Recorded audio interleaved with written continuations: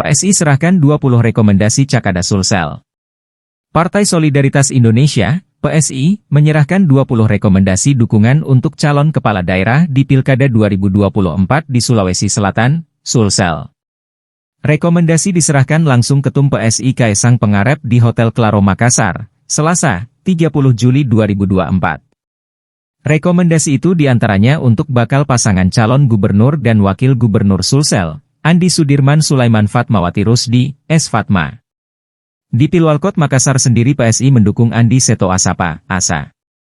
Dia menyerahkan satu persatu map berisi surat rekomendasi kepada para bakal calon kepala daerah dan wakil kepala daerah.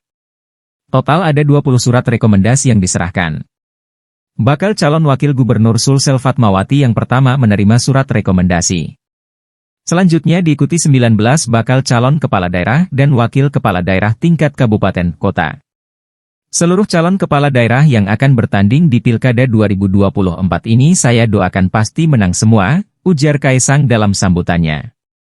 Bakal calon gubernur Sulsel Andi Sudirman yang hadir secara virtual menyampaikan apresiasi atas dukungan yang diberikan PSI untuk S. Fatma pada Pilgub Sulsel 2024.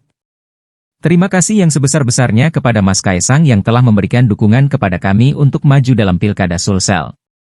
Ewako, PSI, kata Sudirman.